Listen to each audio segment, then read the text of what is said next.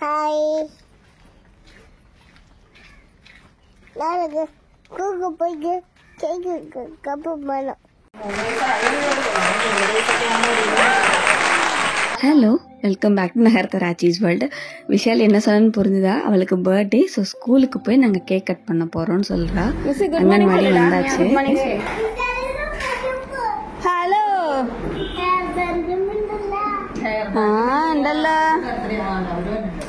நல்லதானா? Super super. அப்பா பொண்ணு cake வாங்க போயிட்டு இப்போதான் வந்தாங்க. ஏன் இவ்வளோ லைட் ஆயிடுச்சா? 10 நாள் கழிச்சு அன்னைக்கு தான் ஸ்கூலுக்கு போனா. இவ்வளோ நாள் உடம்பு சரியில்லாமல் இருந்தது. போனவளுக்கு பயங்கர குஷி, எல்லாரையும் பார்த்ததில்ல. ஒரு இடத்துல நிற்கல, காலு கொள்ளலை.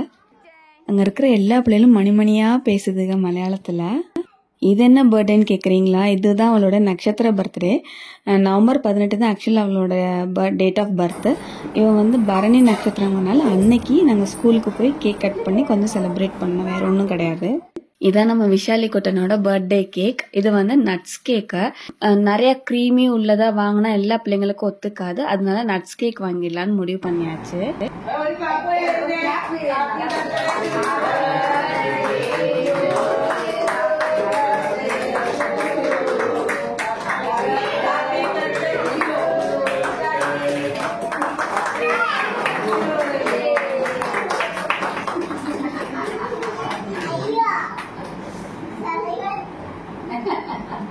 நான் ஸ்கூலுங்கிற ஆக்சுவல் ஸ்கூல் இல்லை, அங்கன்வாடி. நம்ம ஊரில் பால்வாடின்னு சொல்லுவோம்ல, அதே மாதிரி தான். இது வந்து நம்ம கேரளா கவர்மெண்ட்டோடது. இந்த அங்கன்வாடியில் நிறைய எஃபர்ட் எடுத்து பசங்களுக்குன்னு ஏதாவது க்ரியேட்டிவாக பண்ணிக்கிட்டே இருப்பாங்க.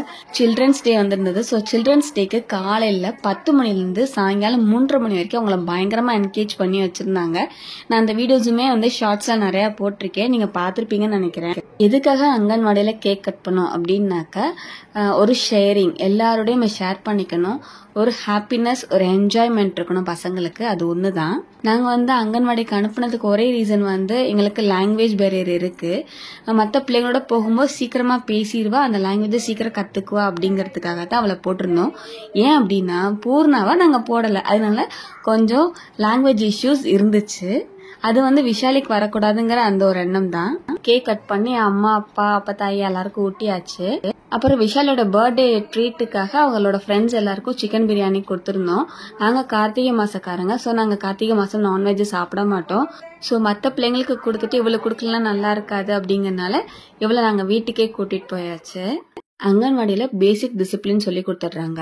எப்படி டாய்லெட் யூஸ் பண்ணணும், எப்படி வந்து சாப்பிட உட்காரணும், சாப்பிட்டதுக்கப்புறம் என்ன செய்யணும், எப்படி விளையாடணும், யாரோட எப்படி பேசணும் அப்படிங்கிற எல்லாமே சொல்லி கொடுத்துட்றாங்க. இப்படி இருக்கையில் அவங்க அக்கா ஸ்கூலுக்கு கிளம்பிட்டா. அன்றைக்கி அவள் பெர்மிஷன் போட்டிருந்தா. ஸோ அவளை கொண்டு அவங்க அப்பா ஸ்கூலை விட்டுட்டு வரேன்ட்டு போயிட்டாங்க.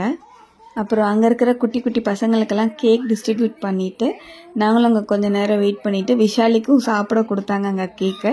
ஸோ அவள் பாருங்களேன், அந்த இது எதுவுமே மறக்கலாங்க.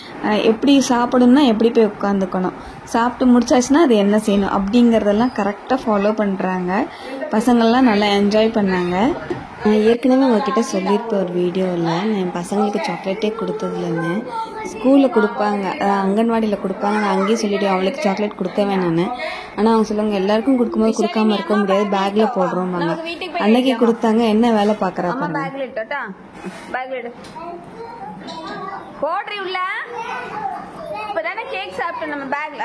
Good job good job good job. Vishal என்ன வேலை பார்த்தாலும் குட் ஜாப் சொன்னோன்னே அதுக்கு ரொம்ப ஓவர் பெருமையாயிடுவான், நம்ம சூப்பராக பண்ணிட்டோம் அப்படின்னு. விஷால் எப்போவுமே அங்கே ஒரு டீச்சர் இருக்காங்க, அவங்க கூட தான் இருப்பா. அவங்க உட்காந்துருந்தாங்கன்னா பக்கத்தில் போய் நின்றுப்பாள். அந்த மாதிரி சேரை போட்டு பக்கத்தில் நின்றுக்குவா. அந்த பக்கம் பசங்க நிற்கிறாங்கன்னொன்னே அவள் சேர் போய் அடுத்த சைடில் போட்டு அவங்க பக்கத்துலேயே நிற்கணும்னு போயிடுச்சு.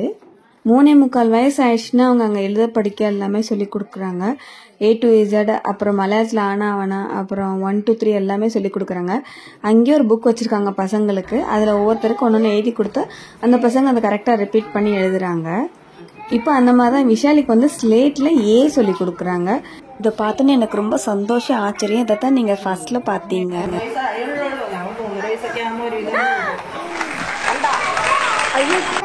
விஷால் ஏ எழுதிட்டானோன்னு என்னால் நம்பவே முடியல. வா, என் பிள்ளை ஏலாம் எழுதுச்சு அப்படின்னு எனக்கு ரொம்ப சந்தோஷம். ஸோ இப்படியாக எங்கள் பர்த்டேவெல்லாம் அங்கன்வாடியில் சூப்பராக செலிப்ரேட் பண்ணிவிட்டு நம்ம வீட்டுக்கு கிளம்பியாச்சு. அவங்க அப்பா வந்துட்டாங்க. இப்போ இந்த vlog நான் இங்கே முடிக்கிறேன். இந்த வீடியோ உங்களுக்கு பிடிச்சிருந்தா லைக் பண்ணுங்கள், ஷேர் பண்ணுங்கள், கமெண்ட் பண்ணுங்கள். தேங்க்ஸ் ஃபார் வாட்சிங்.